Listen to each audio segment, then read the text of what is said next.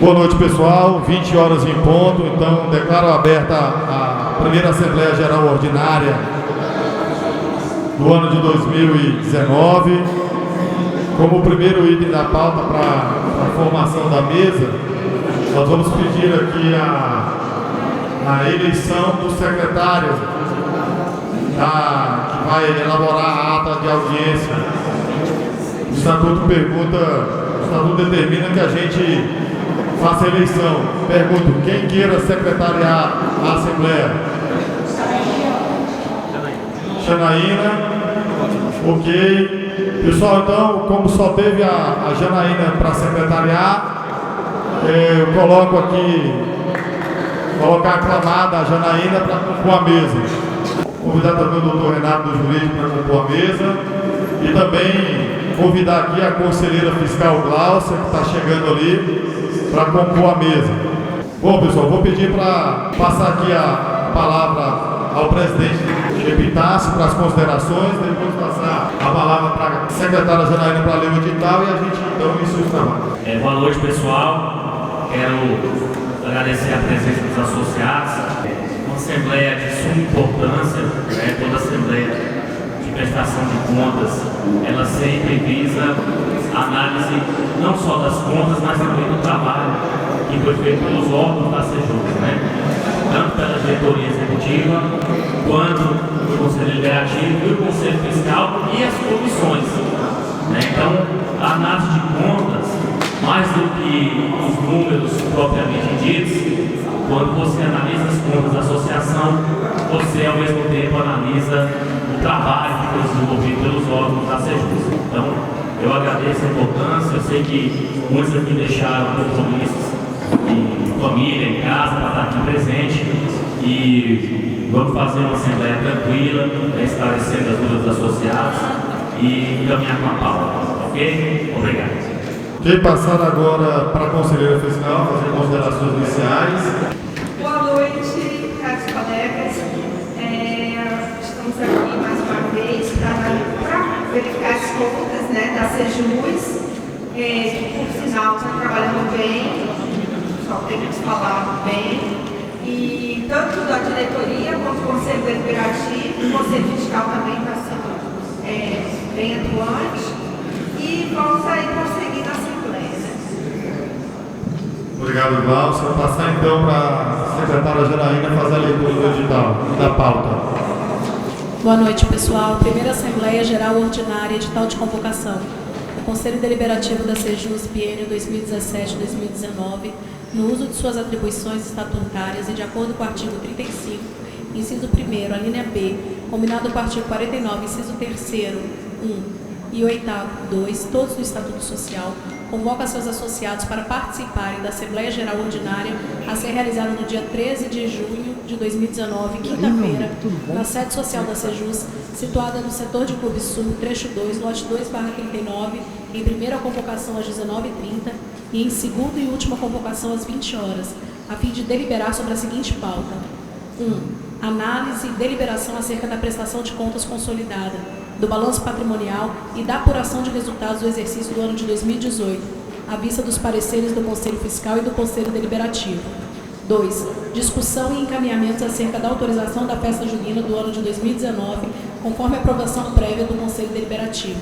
3. Deliberações da Assembleia Geral Ordinária ocorrida no dia 10 de dezembro de 2018, quanto ao valor das contribuições das associadas e dos associados aposentados. 4. Autorização para a venda do veículo Corsa, conforme parecer do Conselho Fiscal e Deliberativo. 5. Assuntos Gerais, Brasília, 7 de julho de 2019. Ok, pessoal, então lido a pauta. Fusão. Gostaria de incluir o item em pauta. Tá, existe um pedido qual item? Os servidores do Judiciário foram tolhidos pelo CNJ de poder mediar fora do tribunal. Há uma restrição hoje da proteção administrativa do CNJ. E nós precisamos acionar isso não pode ser feito individualmente. Isso já foi aprovado na diretoria executiva ainda no ano passado, só que não foi posto em assembleia, e para que o jurídico possa agir, ele precisa autorizar, a gente precisa de autorizar em assembleia a atuação do jurídico. É uma restrição que está havendo por uma decisão administrativa do CNJ.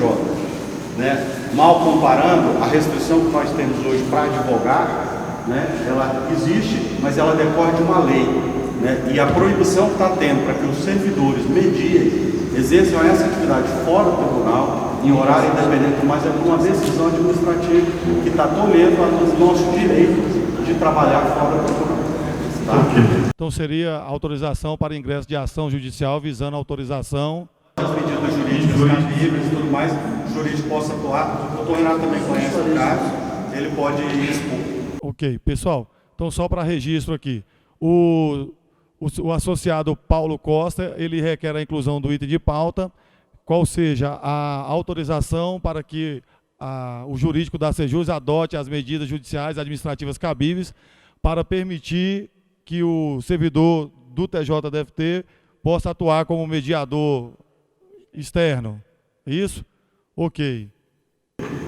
Fernando, só para saber se o Paulo sabe se essa demanda já foi apresentada também ao sindicato. Você saberia, Paulo? Ele pede um esclarecimento para saber se essa demanda foi apresentada ao sindicato. Ok, não, ele colocou que está apresentando a associação. Pessoal, existe contrariedade na proposta do associado? Eu vou colocar em votação só simbólico, tá? Aqueles que aprovam a inclusão, por gentileza, se manifestem. Ok, então fica aí incluído como quinto item de pauta, tá bom? Bom, pessoal, fechado então nossa pauta, convém perguntar ao plenário se a gente já pode encerrar o credenciamento. Já são 20 horas e 7 minutos. Existe proposta de extensão? Não? Então, existe proposta contrária para encerrar? Então, pessoal, aqueles que aprovam o encerramento do credenciamento, por gentileza, se manifeste. Contrários? Abstenções? Então, aprovado. Eu peço gentilmente às funcionárias, desde já agradeço a contribuição das funcionárias para encerrar o credenciamento. Bom, pessoal, eu queria sugerir aqui que a gente fizesse uma inversão de pauta para a gente votar a festa junina a festa junina, depois a venda do COSA, depois a autorização para ação judicial, e aí fica como penúltimo e último item, prestação de conta e redução aí nas mensalidades. Já estão fechados. Eu estou propondo a inversão da pauta, porque esses itens são mais tranquilos, então a gente já limparia a pauta. Isso. Tem divergência, pessoal? Tem divergência? Não? Então, pessoal, eu vou pedir aqueles que aprovam a inversão na forma proposta, que se manifestem. Ok. Beleza.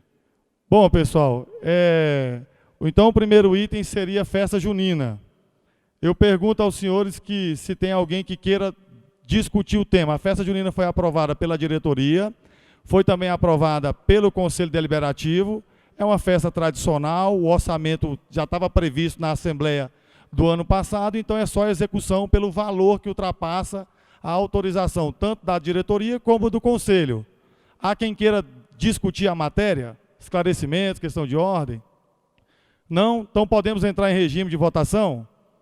Ok, então aqueles que aprovam a contratação e a festa junina, por gentileza, que se manifestem. Contrários? Abstenções? Então aprovado, inclusive já estou com o contrato aqui, a gente vai despachar hoje. O segundo item da pauta, pessoal, é a venda de um veículo Corsa Classic. O parecer do Conselho Fiscal foi favorável à venda. O parecer do Conselho Deliberativo foi favorável à venda, porque é um bem que está aqui parado, se deteriorando, né? Então, isso vai trazer economia aos bens e patrimônios da entidade. A diretoria readequou seu setor de transporte e aí chegou aí a conveniência de vender o veículo. O Conselho Deliberativo, por sua vez, só pediu algumas adequações no edital para que ele fique mais ajustado à nossa realidade. Então, todos os órgãos deram um parecer favorável, mas o Estatuto pede a anuência da Assembleia para a venda desse veículo, que inclusive já tem até o leilão aí. O colega quer fazer um esclarecimento? Ler o edital e verifique que ele é restrito aos associados. Eu queria saber a motivação para não abrirmos a possibilidade de oferta de proposta por outros interessados.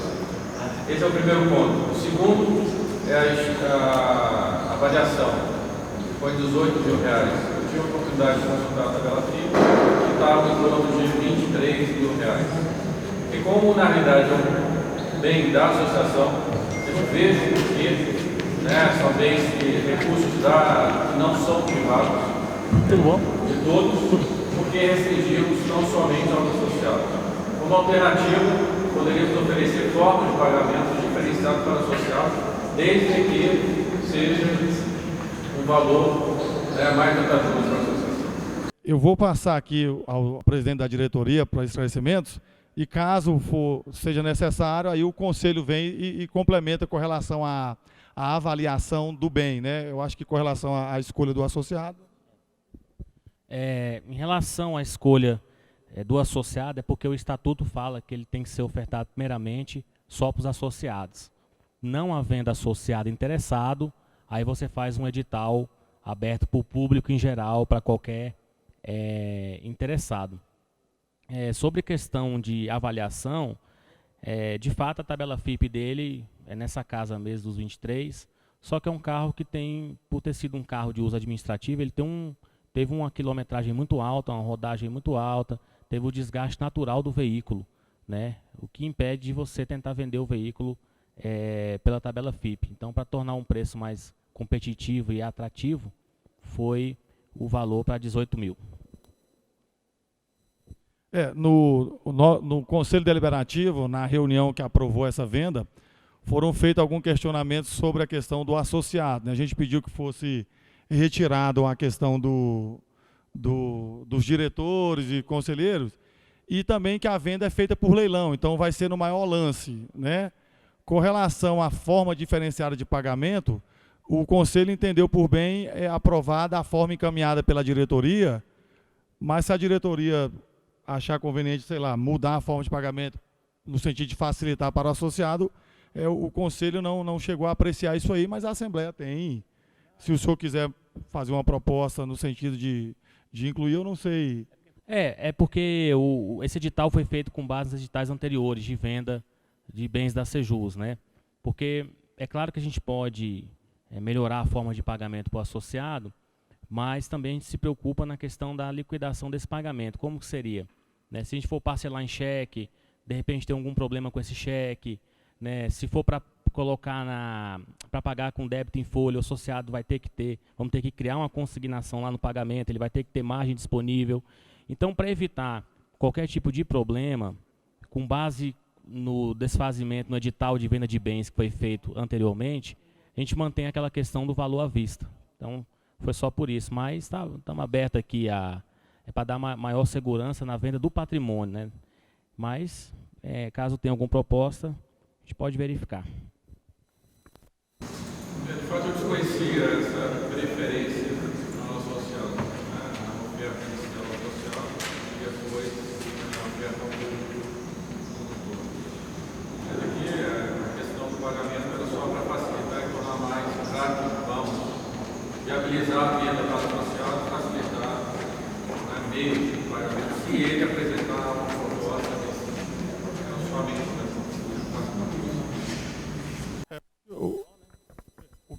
O que o Epitácio está me apresentando, se lá na hora ele apresentar uma proposta de pagamento diferenciada, a provar que a diretoria já fica autorizada a promover um meio mais tranquilo se houver esse tipo de proposta. Pode ser assim? Eu acho que contemplo a proposta do senhor. Se lá ele falar assim, eu quero pagar em consignação R$500 por mês da minha folha. Aí tem que ver, porque talvez ele depois pode sair do órgão, deixar de ser associado. Tem que ver a garantia da Sejus receber esse valor, né? Mas aí fica a critério. Ivan? Quero uma divergência com relação a essa questão do financiamento. Por quê? Porque se havia essa previsão, já tinha que edital. E aí eu fui, poxa, quer dizer, o cara foi lá, fez uma proposta, mas só ele disse que podia parcelar. Então, se... No caso, teria que abrir um novo edital, né? Se a Assembleia aprovar. Tinha que dar um edital, porque senão uma pessoa vai lá, que está tudo formado na Assembleia, faz uma proposta, compra, eu quero parcelar em 18 vezes, vem aqui e parcela. Aí eu disse, poxa, eu não sabia que não estava por isso, que eu podia parcelar não. Então, eu acho que essa questão... Bom, aí vamos. Não há divergência aqui, é uma proposta diferentemente da apresentada pela mesa, para não dar a utilização para que formas diferentes sejam aceitas no momento da apresentação. Eu acho que tem que dar uma oportunidade igual, condições de igualdade para todos. Entender? Eu acho que você até pode dividir em 6 parcelas, não precisa ser consignação em folha. Bom, pessoal, uma coisa eu estou conversando com o Epitácio aqui, é o seguinte, se for alterada alguma coisa aqui, terá que se abrir o edital para que o pessoal tenha o conhecimento dessas novas normas. Lembrar que, na realidade, essa discussão está sendo autorizada hoje. Isso. O edital já está na praça sem que houvesse deliberação da administração. Então, penso que existiu uma inversão das fases. Vocês publicaram e a gente está discutindo essa questão agora. Então, penso que é o momento, talvez, né, de, se for o caso, ajustarmos para facilitar a venda desse bem. Tá. Só para organizar, então. Só deixar claro para a Assembleia, pessoal, o seguinte, se houver alteração aqui daquele edital que foi divulgado, deverá ser um novo prazo de publicação para o certame ficar justo. Colega Luciano. Implica também não existirá nenhuma forma de se transferir o bem se ele for parcelado. Vai ficar em nome da associação, qualquer tipo de notificação vai ficar em nome dela. Então, notificações, Bom, pessoal, vamos tranquilo. Receba a contribuição do associado Luciano. Então, me parece que a divergência aqui, as contribuições só se apresentaram com relação ao meio de pagamento. Então, como há aqui duas propostas, a gente coloca em votação. Uma proposta para que seja facilitado o meio de pagamento. E a outra proposta para que seja mantido o meio de pagamento conforme já está no edital, que é à vista, em depósito bancário. É isso que está lá? Esclarecidos, pessoal? Ok, então coloque em votação, por uma questão de técnica legislativa, coloque em votação primeiro a proposta nova. Aqueles que votam pela facilitação do meio de pagamento na hora da arrematação do veículo, por gentileza, se manifeste. Ok. Contrários à proposta? Ok. Abstenções? Ok. Bom, pessoal, agora aqueles que votam pela manutenção do edital na forma que ele foi colocado e publicado, por gentileza, peçam. Contrários? Abstenções? Ok. Pessoal, só para ressalvaguardar a Sejus, o colega Juliano, né, trouxe uma questão muito importante, que o edital foi publicado sem autorização da Assembleia. Então, para ressalvaguardar, eu gostaria de sugerir, está marcado para quando? O dia 16 de junho? A venda do veículo para quando que é? Por favor. Tem nada.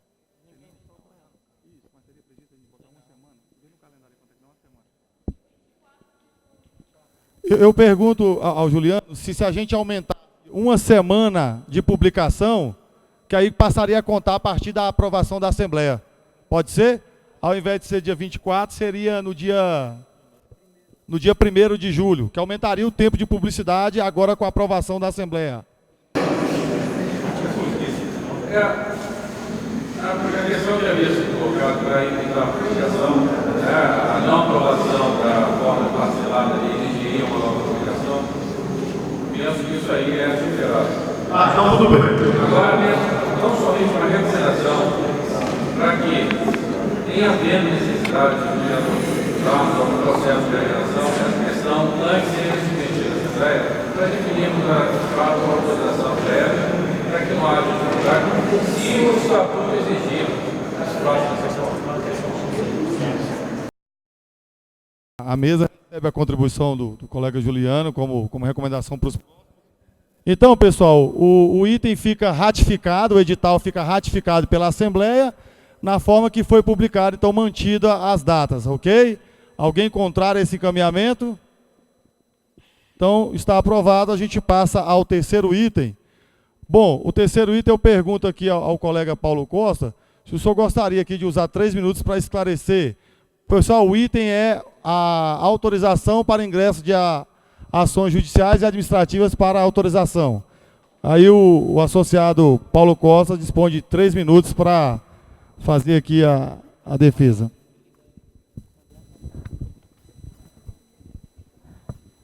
Boa noite a todos. Só para esclarecimento, melhor, eu acho que a maioria já compreendeu, mas aqui foi uma decisão do CNJ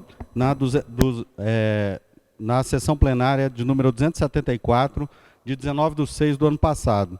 O entendimento, né, foi que os servidores públicos do Poder Judiciário não podem atuar como mediadores extrajudiciais.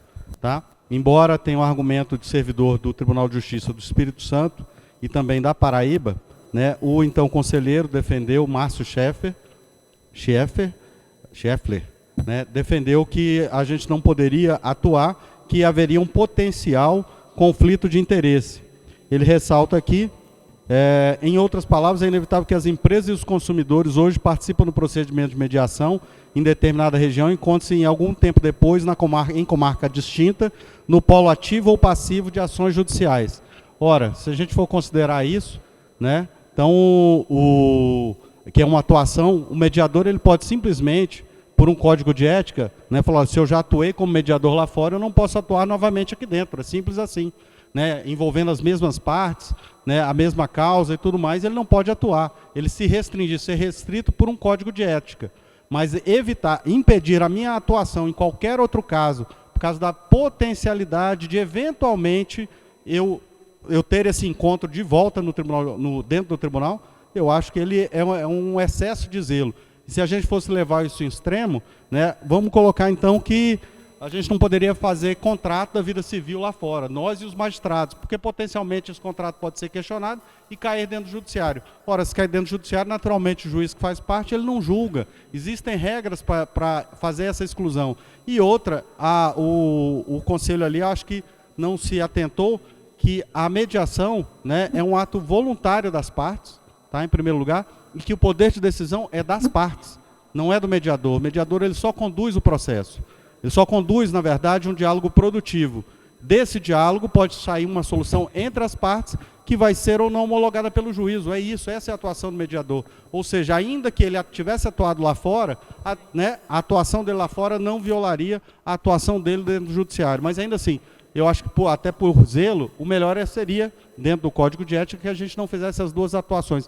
Agora, impedir é a mesma coisa, então a gente não vai poder deixar que um colega nosso que seja psicólogo atue lá fora, porque ele pode atender a pessoa aqui numa ação judicial. É um excesso, né, de uma decisão administrativa, tá, do Conselho Nacional de Justiça. A restrição que nós temos, por exemplo, para advogar, decorre de uma lei, com a qual eu também não concordo, mas ela decorre de uma lei e é em outro foro que a gente vai discutir, não é aqui.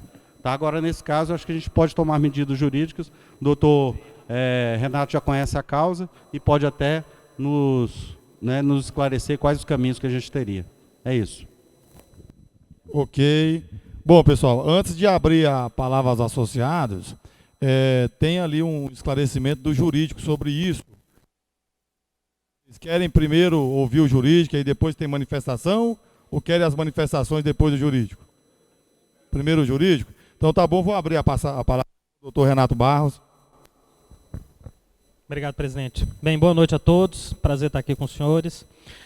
De fato, a matéria já tinha sido debatida lá na associação, com o pessoal que já tem essa intenção de fazer mediação extrajudicial.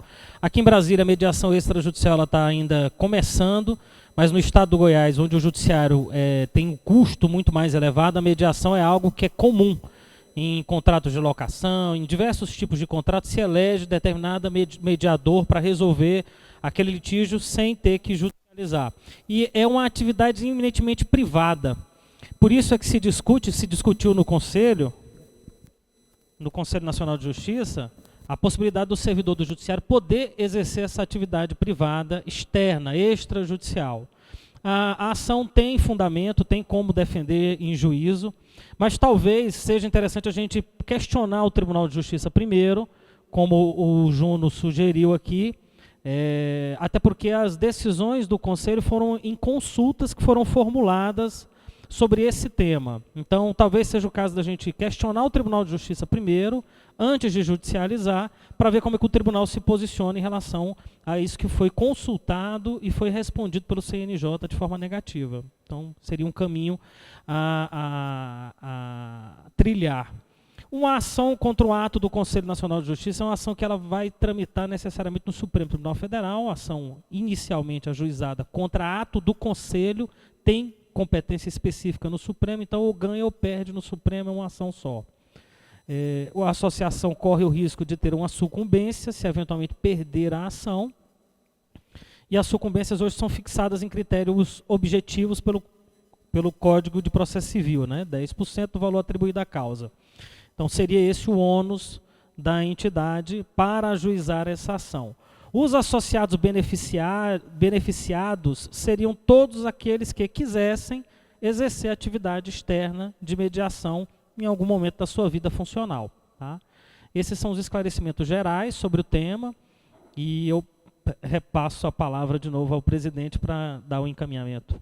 Inscrito está o Juno Rego. Eu só me lembrei que já houve matérias que foram discutidas na Comissão de Ética, foram levadas até a Comissão de Ética, matéria de interesse dos servidores, e levava essas discussões para a Comissão de Ética, que funciona mais ou menos como um pequeno tribunal, uma orientação para o tribunal sobre determinado assunto.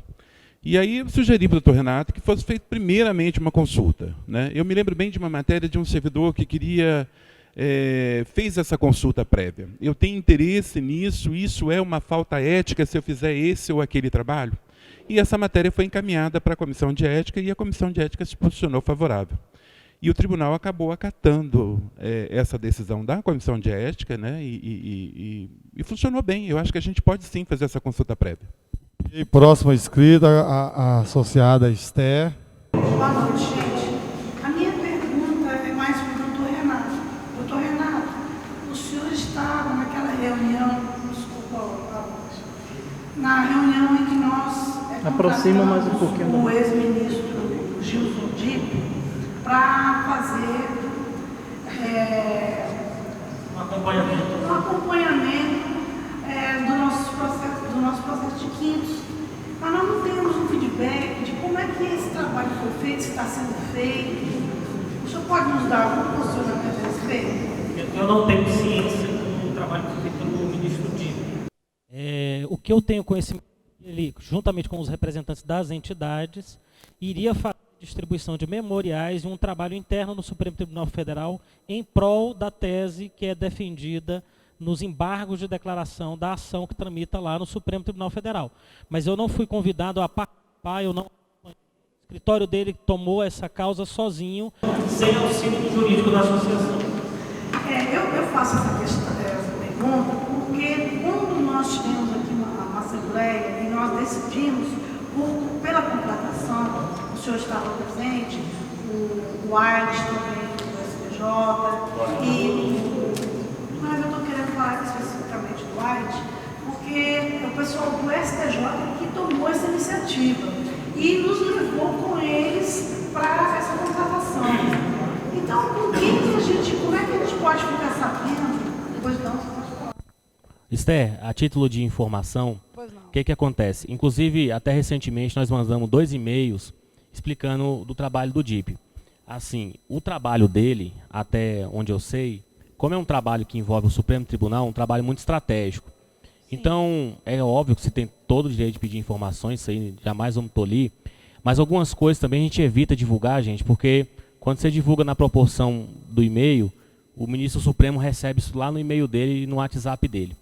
Mas o Dipp, ele entregou memoriais para todos os ministros, teve reunião com todos os ministros da corte, reunião pessoalmente, e alguns ministros, inclusive, eles dão aula, né, ministram aula juntos, e ele teve conversa com cada ministro do Supremo Tribunal Federal, em especial com o Gilmar Mendes.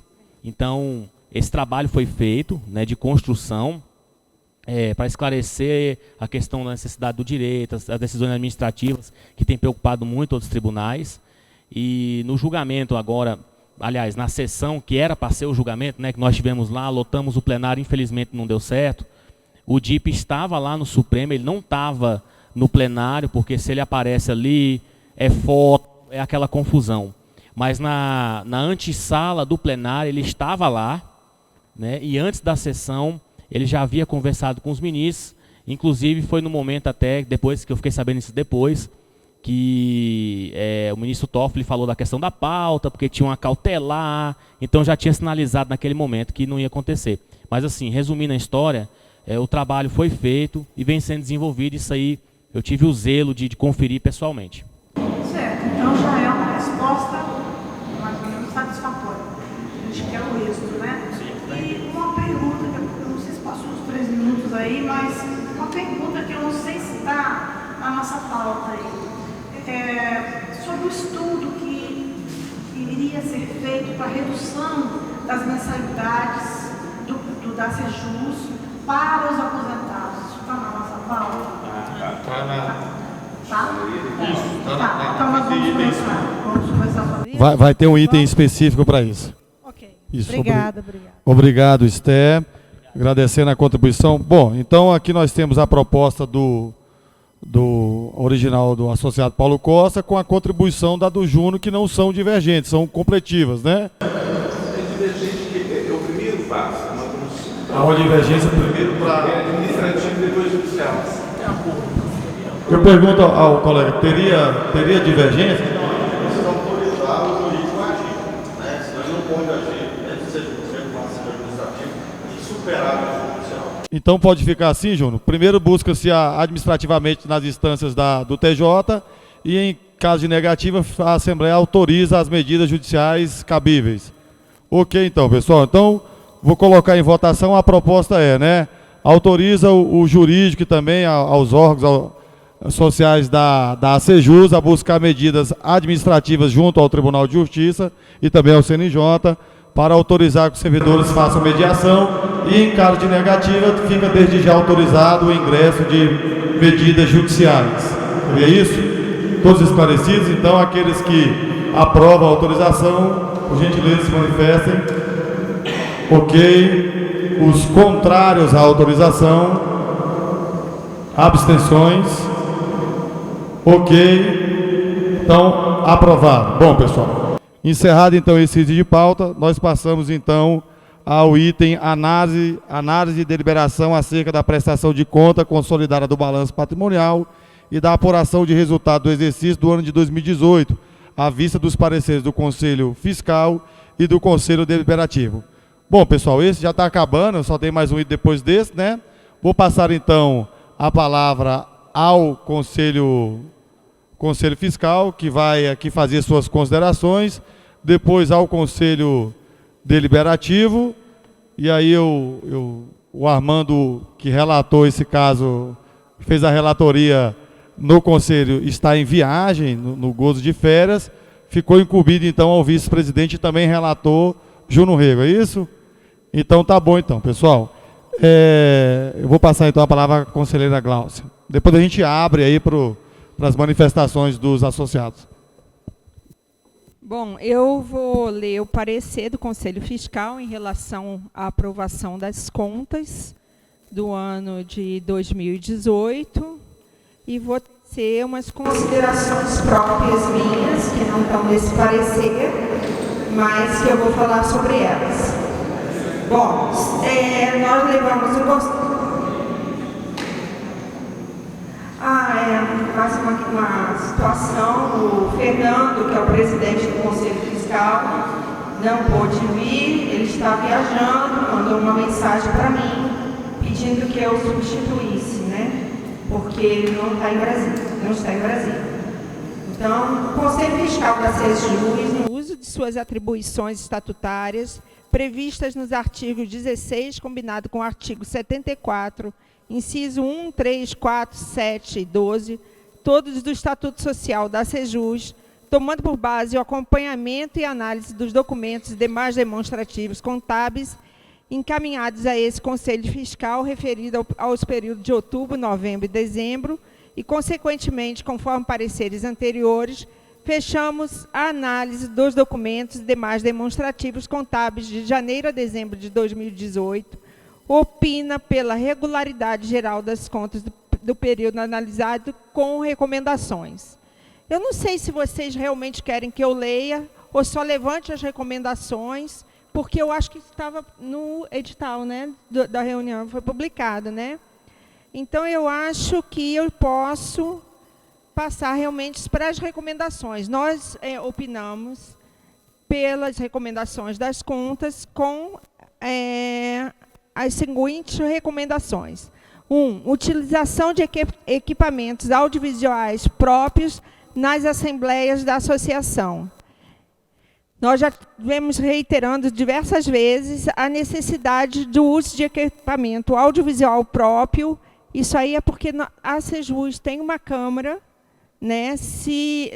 Eu acho que se não houver necessidade de usar essa câmara, então a gente não tinha nem necessidade de ter comprado, porque eu me lembro quando a Sejus adquiriu essa câmara por meio até de um cartão corporativo, e ela nunca foi usada. Então, eu acho que se ou a gente usa essa câmara, ou a gente não usa e vende, porque ela não tem necessidade de estar lá, ou a gente começa a usar e não contrata mais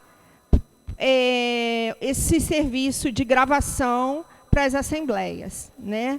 Isso foi que ficou colocado no parecer do Conselho Fiscal, que a gente tem que analisar. Realização de tomada de preços com um mínimo de 3 empresas para renovação anual dos contratos da associação, para que, no mínimo, 3 empresas possam participar.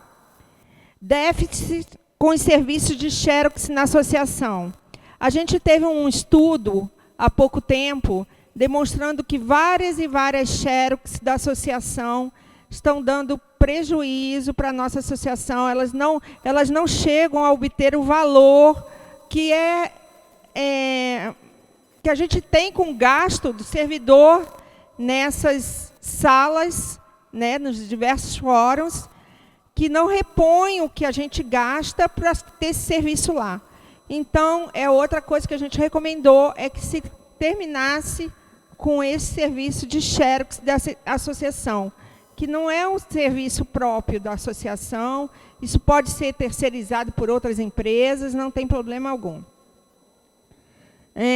Então, recomendamos, portanto, que o contrato com as locadoras de máquinas de xerox seja rescindido e o referido serviço seja encerrado.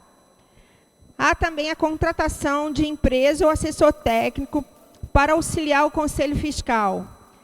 Porque nós que não somos formados em contabilidade, que estamos fazendo esse serviço, há muito tempo já estamos sentindo essa necessidade de ter alguém para esclarecimento em alguns pontos durante a análise dos livros contábeis, né?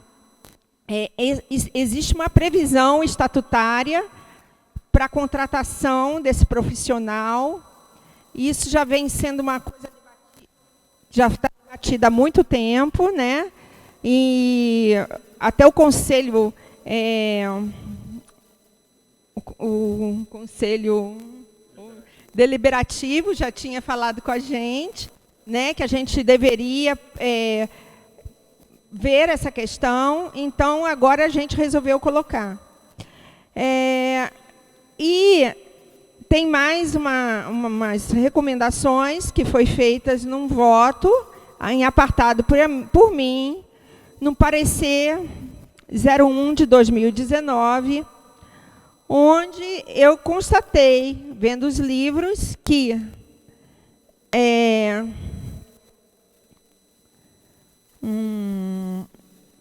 em voto apartado, esse eu vou ler, porque eu não sei nem se está publicado também, a conselheira Gláucia manifestou-se no seguinte sentido: Em virtude de não haver previsão estatutária quanto ao ressarcimento de deslocamento para substituir ou exercer as próprias funções do cargo, qual seja, substituir o presidente da associação em suas faltas eventuais, recomendo a devolução do valor de R$ 165,60 feita ao vice-presidente da associação, referente ao abastecimento de combustível, que, abre aspas, que foi colocado no documento que ele mesmo manifestou, que compareceu à sede da Sejus, substituindo o presidente na primeira semana de agosto para resolver questões administrativas.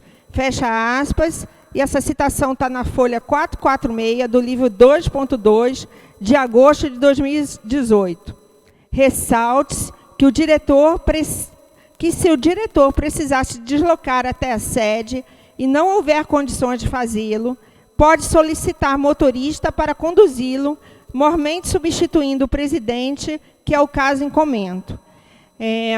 Isso não existe uma previsão estatutária para isso.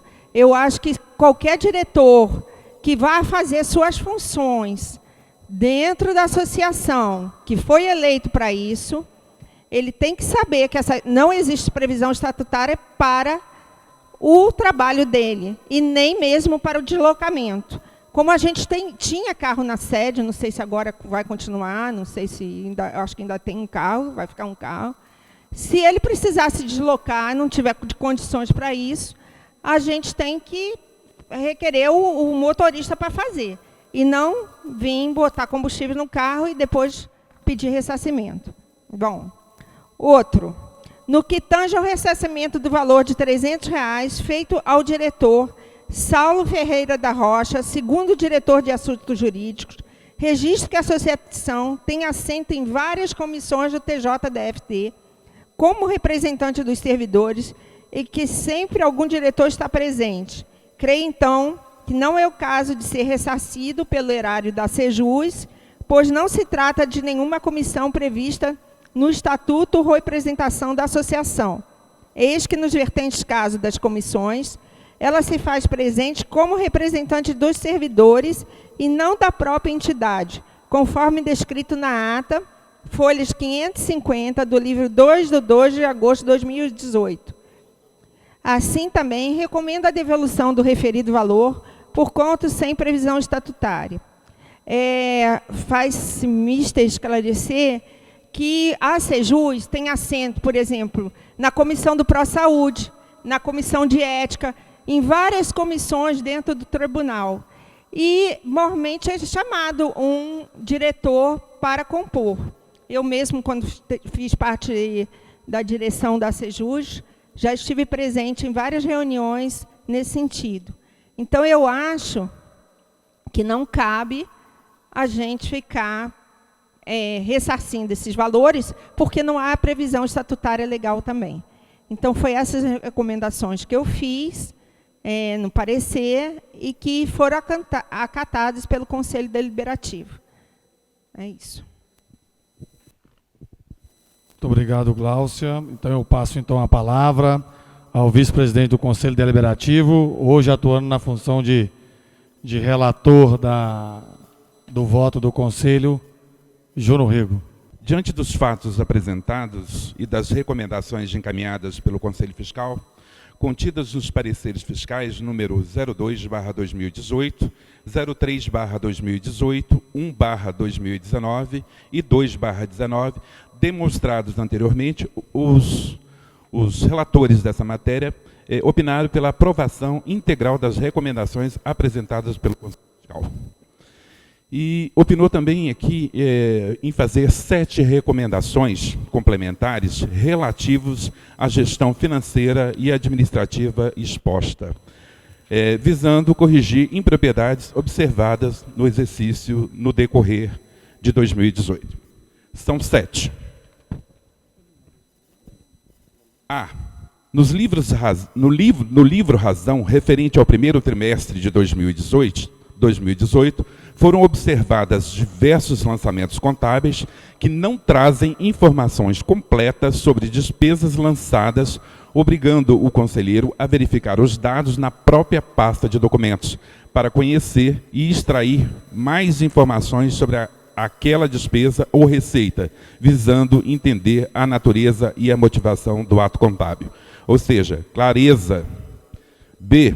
Descumprimento da diretoria financeira pelo escritório de contabilidade, de deliberação do Conselho Deliberativo em abril de 2018 e da Assembleia Geral realizada no dia 30 de abril de 2018, quando foram analisadas as contas do exercício de 2017 em relação à falta de escrituração adequada em diversos lançamentos contábeis no livro Razão e Diário. C. Pagamento em duplicidade e ressarcimento aos diretores plantonistas no Clube Social, contrariando a norma prevista na Resolução Conjunta número 01/2018, a diretoria executiva não apresentou à época a fundamentação para tal procedimento, não sendo encontrado documentos que respaldem o pagamento em duplicidade. D.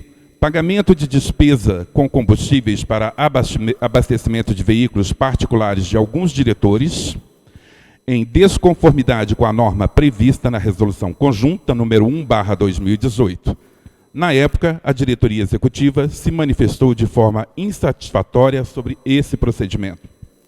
E. Pagamento de cartão de crédito corporativo, cujo lançamento de despesas no livro Razão tiveram no início do ano de 2016, sem que esse procedimento tenha sido disciplinado ou discutido pela diretoria executiva e respaldado pelos órgãos de fiscalização, que fazem o acompanhamento da gestão administrativa e financeira da associação, visto que tem impacto na execução das despesas. F. Pagamento de despesas contratual a partir de março de 2018 com a empresa BBB2, que presta serviço de limpeza e segurança no Clube Social, com base em termo aditivo, e não passou pela análise e deliberação do Conselho Deliberativo, descumprindo a norma estatutária. Esse contrato é o mais oneroso que a associação mantém, ficando na casa de R$ 126 mil mensalmente e teve reflexo na execução orçamentária de 2018. G. Pagamento de despesas com a empresa Selva Agência 27 Comunicação Visual, que presta serviço de comunicação social para a associação e cujo termo aditivo, que alterou o valor do contrato em 22%, não foi apreciado pelo colegiado do Conselho Deliberativo em novembro de 2007, apesar da falta de normativo estatutário que permita ressarcimento financeiro para que o diretor exerça suas atividades estatutárias e substituição titular do cargo. Essas foram as 7 recomendações, e ele ainda nós colocamos mais uma, que ao fazer a inspeção nas pastas de documentos referente ao primeiro trimestre de 2018, foi constatado pelo Conselho Deliberativo, já foi, né? Desculpa, cartão deliberativo. Bem, essas foram as recomendações feitas pelos relatores da matéria, junto ao Conselho Fiscal, junto ao Conselho Deliberativo. Bom, pessoal, eu indago aqui aos senhores, o conversa com o Pedro aqui, ele solicitou a palavra para fazer alguns esclarecimentos, né? Então, até como forma de enriquecer as dúvidas e os esclarecimentos que o plenário possa ter, a gente vai abrir a palavra ao presidente para que ele possa trazer a malha algumas informações e a gente depois abre ao plenário e passa a debater a metodologia de como iremos apreciar os itens. Pessoal, eu só quero esclarecer algumas coisas aqui sobre as recomendações, né, claro, do Conselho Fiscal e do Deliberativo. Em relação a esses lançamentos contábeis, nós temos enfrentado aí um problema com o serviço de contabilidade da Sejus, tanto que indicamos a substituição da contabilidade para que se aprimore o lançamento contábil. Quem faz esse lançamento não é a diretoria, é o contador, que é contratado, e de fato ele tem falhado não somente nessa prestação de serviço de lançamento da escrituração, como até mesmo em outras situações que atrasam a disponibilidade de informações dos associados. Então nós indicamos, o Conselho deve apreciar em breve a substituição do serviço de contabilidade da Sejus para poder melhorar isso. Já na próxima reunião, como o Fernando informou. Em relação ao cartão corporativo também, só esclarecer assim, que ele foi utilizado para comprar equipamentos para a Sejus, ele não teve uso pessoal, em benefício de nada. Quando foi utilizado foi para comprar, como por exemplo, um notebook, que às vezes você, pela internet, você compra mais barato do que comprar na loja, né, hoje em dia. Então, são só esclarecimentos para deixar isso daí. Só esclarecendo aqui, né, Júlio? O parecer do Conselho Deliberativo aprova as contas com as ressalvas, é isso? O quê?